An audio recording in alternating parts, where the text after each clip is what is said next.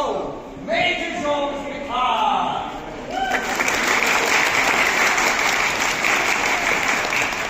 Now, the Major here has recently overtaken the intelligence department of the French military. But more importantly, I've been led to believe he's a rather fine fencer. Oh, Major Armouries, I fear you give me too much credit. Surely you're not denying a friendly contest. Well, these good members of the club, if that's what you mean. Well, I can hardly refuse now, can I? Let me ask you, is there to be a prize? I suppose there should be. How about a bottle of the finest wine this club has to offer? That sounds like a splendid prize. Excellent. So I suggest a contest of 3 bouts. That's the most agreeable.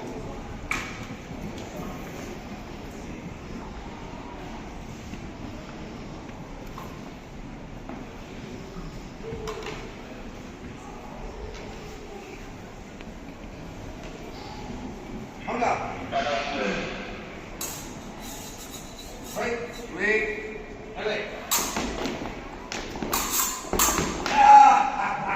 A beautiful hit, monsieur. A beautiful hit. The first bout is yours. Thank you, monsieur. Hold up. Right. Allez. Touché, monsieur. The second bout is yours. All depends on the third day. It would appear so. On go. Let's do right. 3. And leg.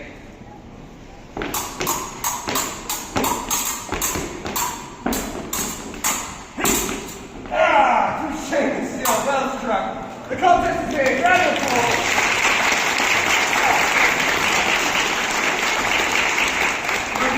Everybody, welcome to the Duel Armouries and the Oriental, and for the purposes of this demonstration, the self-defense galleries. I'm Keith, this is David. And what you've just witnessed is a few bouts of sportive fencing as it then appeared during the late 1800s. Now, the weapon used today is quite simply known as the épée. And the épée is the French word for sword.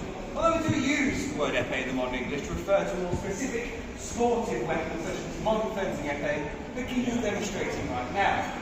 Now, despite wearing costumes from the late 1800s, what you've seen is very similar to what you might find in many fencing clubs around England today.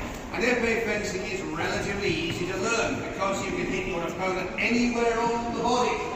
But you must hit them with the point, and you must hit them with an extension of the arm, we call a thrust, and in many cases an extension of the front leg that we call a lunge. We demonstrate the perfect lunge. See what he did there? Extended the arm, pushed off on the back leg, bent the front leg, made the hit. That would win him his point in the fencing match, and of course it could do serious injury to somebody in a real duel. But nobody wants to get hit, so there are a whole series of parries, blocks that set aside your opponent's blade and stop them from hitting you. So this time David made the, first of all we divide the body into 4. So you've got a line that runs all the way down the centre of your body through your nose, and then you've got a line that goes across under the chest. And that divides the body into high right, high left, low left. So maybe 2 attacks in each line. So high right, high left, low right, low left. But then, of course, 2 fighters are very unlikely to simply stand there trading blows. Sooner or later, one of them will get the advantage, and then they're going to press that advantage and force their opponent back, hoping they'll run out of space. So what do you do if you've expended all your energy on a nice deep lunge? How do you move any further forward? Well, the answer is you bring up your back leg in a position to push off into another lunge, then a back leg, then another lunge. The person going back, in fact, has an even harder job because they have to match your lunge by reaching with their back leg and then bringing their front leg back. Let's see if we can have 3 lunges in quick succession, David. Oh, very nicely done at the end there. You see him deceit, and he landed that 3rd and final hit. Now, once you've learned those basic techniques, you're ready to start épée fencing. Why is everything so simple? Because these are just sporting variations on the simple but deadly attacks of the Duel of Honour. Yes, the Duel of Honour, an age-old tradition where 2 offended parties will simply meet up and settle their differences through, well, 4 spars. And now these early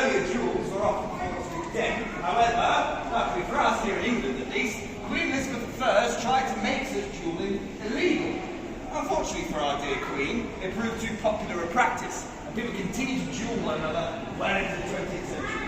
But if you were a 17th century duelist, you wouldn't be using a weapon like we just showed you. You would have something altogether different.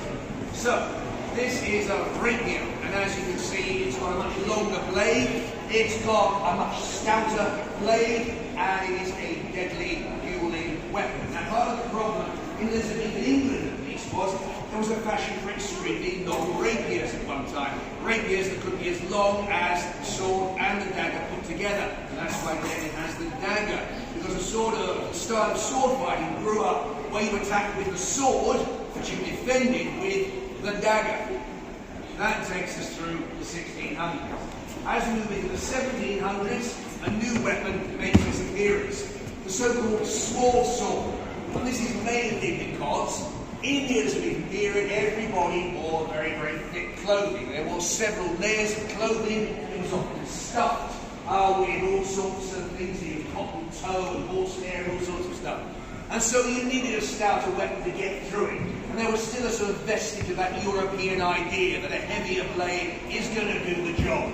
But by the beginning of the 1700s, people realised that's not the case. That's partly because the fashions changed. Increasingly, men wear what men wear today, just a slightly different version. You've got a jacket, you've got a waistcoat, and you've got a shirt underneath that. You don't need a stout blade to get through that. So, the sword is reduced in weight, it's reduced in length.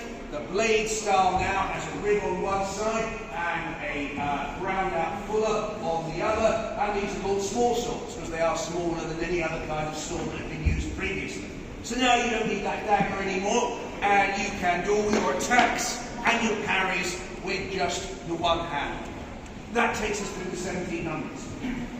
As we come into the 1800s, things change again. The sword goes out of fashion as a dueling weapon. The pistol is what everybody uses to sort out their problems.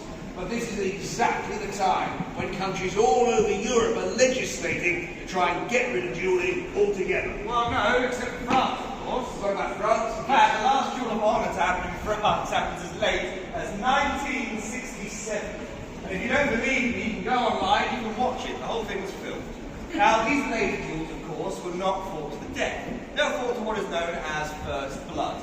The idea being any cuts, nick or wounds would have the duel be over, satisfaction achieved, and the both offending parties would go their own ways. But never underestimate the duel of honour, because even though no one may die at the end of one of these conflicts, the reputation of the losing party could be damaged forever. So what we're going to do now is talk to you about one of these late 19th century French duels that took place in 1898 during a military scandal that's famously become known as the Dreyfus Affair. Captain Alfred Dreyfus is a French officer who was wrongly accused of spying for the German army.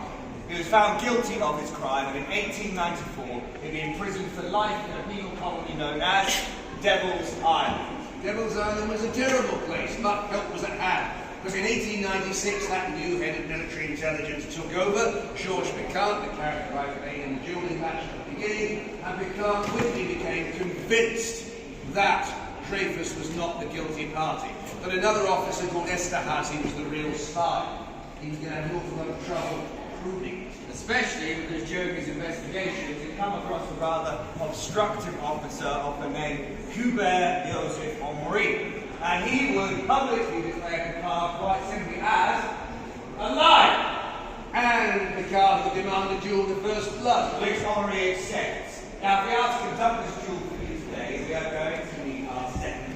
Now, seconds are friends or associates of the fighters, and they were there to make sure that fair play was enacted upon. There is a slight problem with today's conflict, however, and that is, and I hope you don't mind me saying this, Keith, but me and Keith don't have any friends. So we are going to require you, lovely people, to be our seconds. So you wonderful people should be my seconds. You wonderful people shall be Keith's second. And you fine people shall be the final judges in today's conflict. Now it's very simple. We're going to fight one another now. We're going to hit one another. And when we do strike one another, we're going to ask our seconds to check the blood. Now if you don't see any blood, what I want you to do is put your hand up and simply say, "No blood!" And we carry on fighting. If you do see blood, however, I want you to put your hand up and say, "First blood!" and the duel is over. Is that understood? Understood? Excellent. Yeah. But, well, it's rather distasteful rematch anyway. Yes, and Major Armouries, this time they won't be duelling for a bottle of wine, will they? We'll be duelling for our own.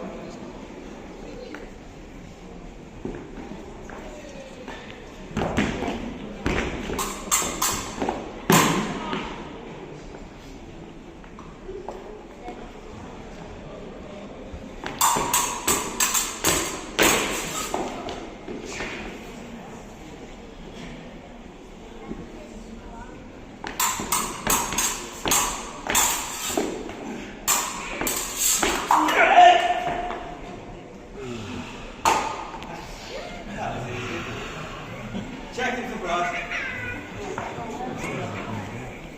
No blood. No blood. No blood.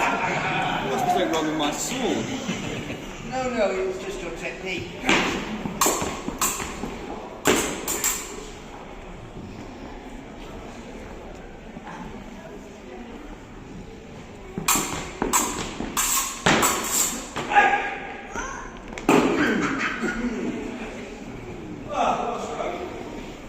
Right. You see any blood? No blood, sir? No blood, no blood. No blood!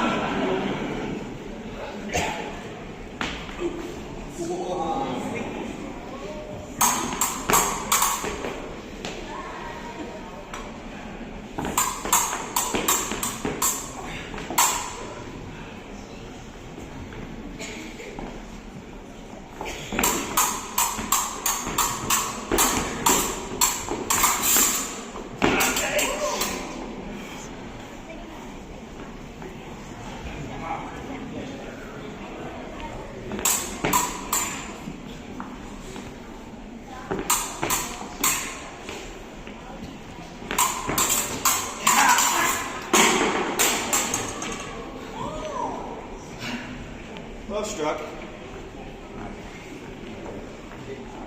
You seem like a trustworthy sort. What do you reckon? First blood. First blood, and thus Picard won the duel, and honour was satisfied. I thank you.